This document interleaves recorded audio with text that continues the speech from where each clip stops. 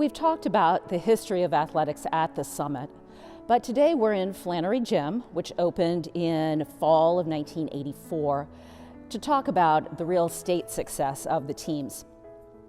When the Summit upper boys started coming into the upper school in the mid-70s, that's really when we got into competitive sports for both boys and girls. The first state title that we won was the 1995 boys baseball team, and the wonderful story that kind of goes with them was the state title game was on graduation day. So the senior boys barely made it back in time and were allowed to wear their dusty uniforms for the ceremony.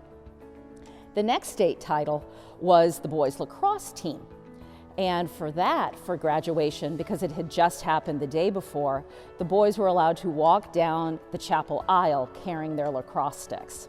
Since 2004, the Summit has won 12 state team titles. Boys baseball, boys lacrosse, the cross country team last year, obviously our multi-state title winner, the boys soccer team, girls soccer team, and the boys lacrosse team.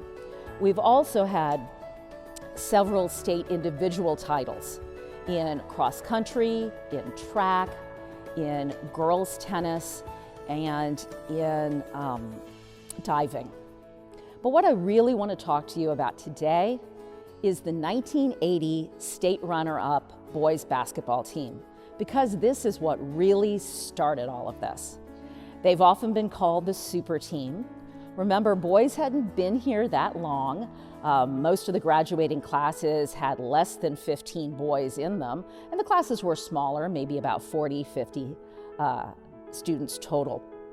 They were coached by Joe Cruzy, who was a 7th grade social studies teacher in the girls' middle school. He was my teacher. I remember Mr. Cruzy well. And assistant coach by Bob Jenke, who had been on the faculty at the Summit, starting from the boys' school and then into the high school since the early 1960s. But the story of that 1980 boys basketball team, you couldn't write a better movie. As they had a great season. They were about 24-1. The only loss they'd had, and we were little Class A, was to Class AAA Withrow.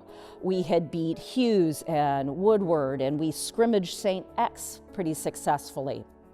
So we were doing well. Mr. Cruzy was only in his 3rd year. His record was phenomenal. It was something like over 60 wins and maybe 6 losses. But after they won the sectional title against Laughlin, the boys found out that Mr. Cruzy had had a major heart attack and could not coach for the rest of the season. Coach Jenke took over and led the boys into the state runner-up, or the state final game. The previous year, the 79 team had made the semifinals but had lost. So they had the experience, but now they also had the emotion and the passion that went with it. I remember going to that state final game myself as a Summit Girls middle schooler, and it was quite interesting because we had a lot of senior leaders, Mike Phillips and Rich Arrington and Kevin Cummings, and Dexter Skywalker Bailey, who is regarded as one of the best prep school players to come out of Cincinnati.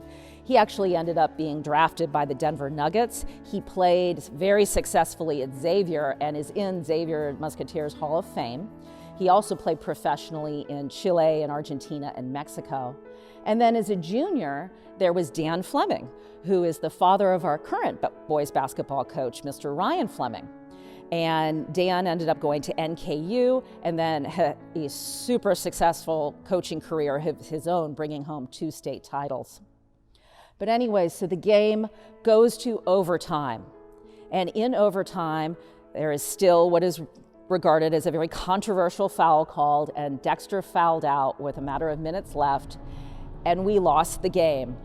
But as I said, that state semifinal is probably one of the most important games that the Silver Knights have played, because it really set the path forward for showing the heart and the spirit that our Knights show today.